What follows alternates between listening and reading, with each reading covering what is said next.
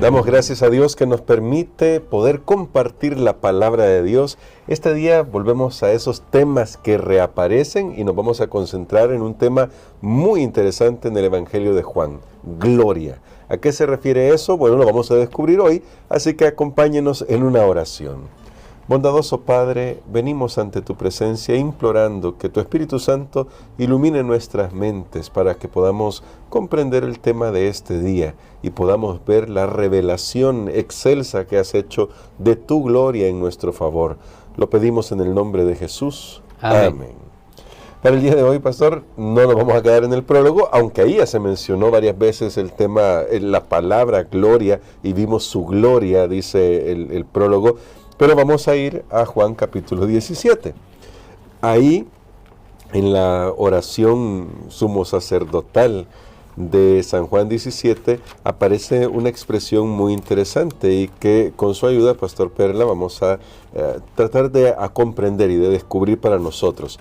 Dicen los primeros 5 versículos así, de San Juan 17.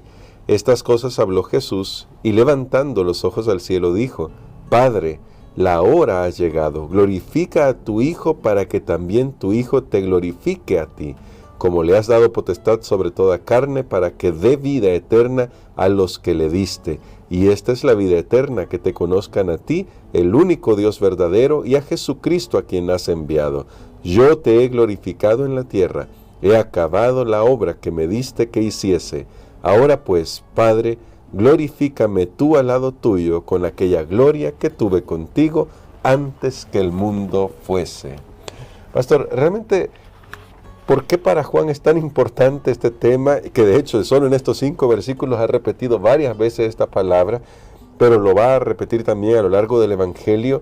¿Y qué nos dice sobre Dios y lo que Él está haciendo en nuestro favor? Bueno, creo que aquí saltamos a una parte más avanzada del libro, hablando de la extensión del texto, donde Jesús ora por sus discípulos, donde Él no está orando por el mundo, está orando por sus discípulos y ora para completar la tarea que Él tenía desde el principio. ¿Cuál es esa tarea? Bueno, es lo que nosotros hemos estudiado en el capítulo 1, donde el Verbo se hizo carne y habitó entre nosotros para que nosotros podamos conocerlo a Él, podamos creer en Él y podamos ser salvados. Pero ahora Jesús introduce el concepto de esta palabra gloria. La palabra gloria es bien interesante porque recordemos que hablábamos cuando dice el texto en San Juan 1, que el capítulo 1 me refiero, que el Verbo se hizo carne y habitó entre nosotros. Y esa palabra está haciendo una referencia al santuario terrenal. Sí. Y sabemos que el santuario terrenal tenía una gloria, sí. La Shekinah, es la gloria de Dios. Pero ahora Juan está diciendo, ahora la gloria de Dios se ha hecho visible. Ahora Jesús es realmente toda la expresión de la gloria de Dios. ¿Y cuál es la gloria de Dios?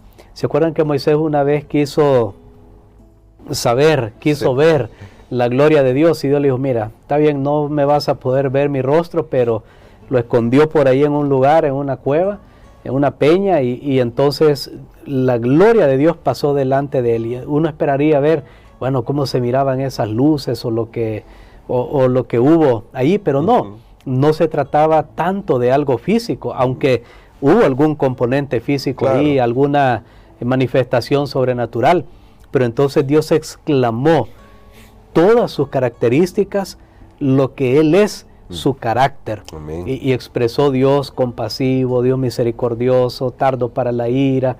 Entonces, cuando nosotros hablamos de la gloria de Dios, está íntimamente ligada, por supuesto, hay un componente físico, pero más allá de eso, está íntimamente ligado al ser de Dios. ¿Quién es Él? ¿Cuál es su motivación? ¿Cuál es su propósito? ¿Cuál es su carácter? Y nosotros sabemos que ese carácter finalmente es amor. Es lo que nos dice Juan en una de sus cartas. Dios es amor, primera de Juan 4:8.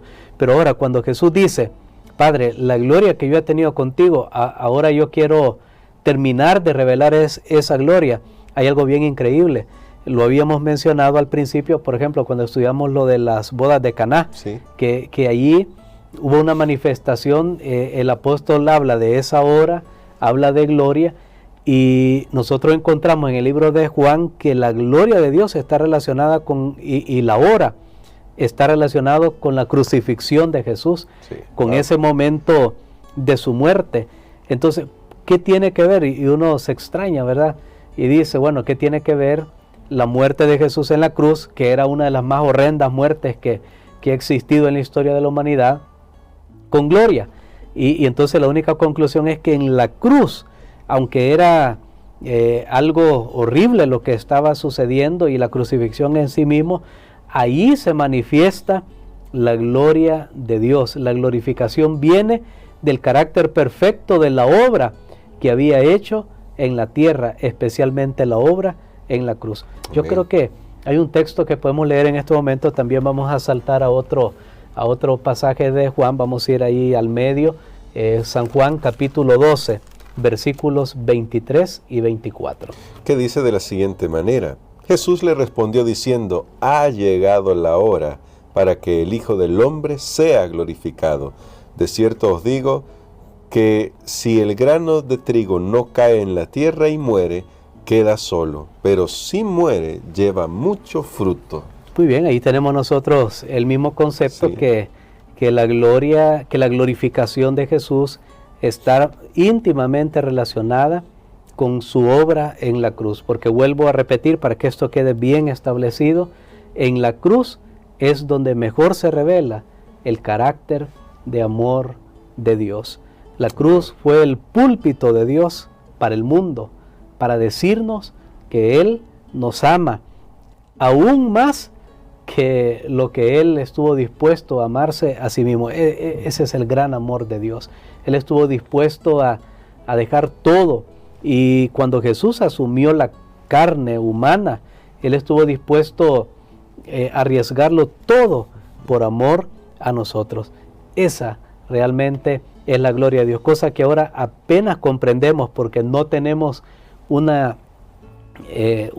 totalidad de quién es Dios, de cómo es esa gloria que Él tenía antes, que Él está orando aquí por sus discípulos. No tenemos una idea nosotros qué es toda esa gloria, pero ¿A qué renunció? creo que cuando estemos en la eternidad, cada vez vamos descubriendo nuevas cosas. Nuestra admiración y adoración por Él van a ser más profundas, porque nos vamos a dar cuenta: Señor, tú dejaste todo esto.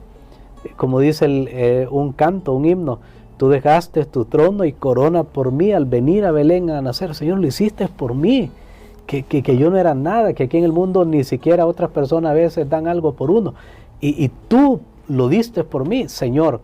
Eso creo que va a ser el gozo de los redimidos en la eternidad. Y eso me lleva, pastor, a una reflexión que creo que es importante hacer en este punto, siendo que la cruz es ese gran púlpito donde Dios revela su carácter de amor por nosotros.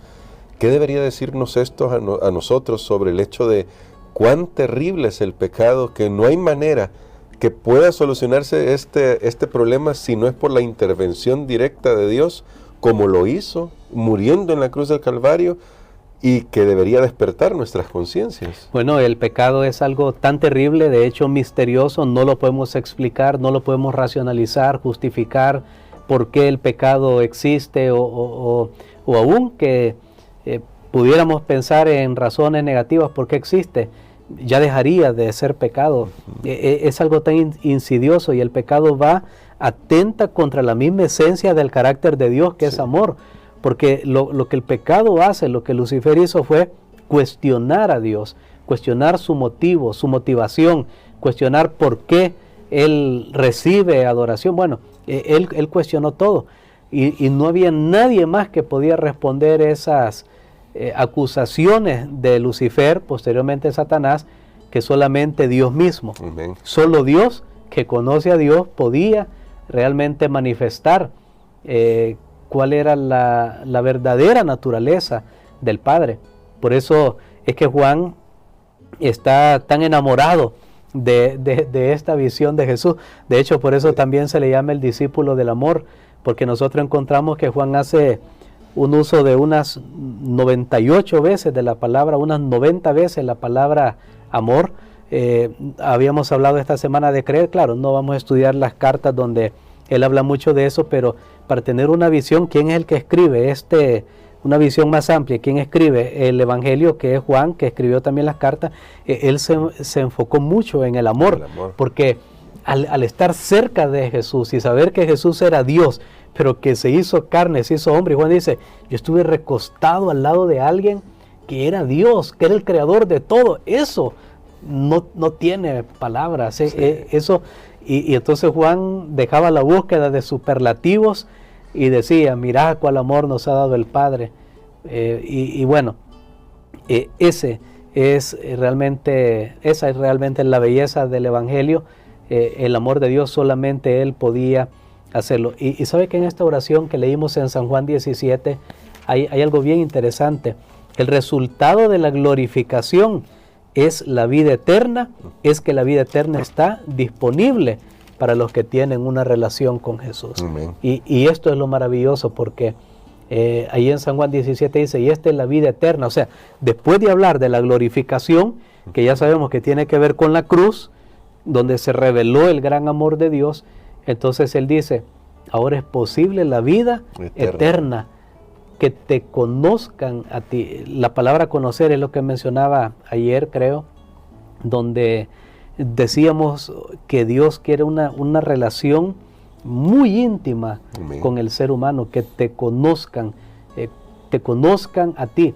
Y damos gracias a Dios que los discípulos de Jesús realmente son los beneficiarios de esa gloria que Él compartía con el Padre. Así que a nosotros nos conviene que Jesús haya sido glorificado, porque Él realmente nos beneficia a través de todo su sacrificio en la cruz del Calvario por nosotros. Por nosotros. Así que mi hermano, mi hermana, estamos asegurados en Jesús. Por eso hoy le invitamos a tomar esa decisión de rendir su vida. Él, si ya lo ha hecho, a rendírsela de nuevo, porque eso es una decisión diaria.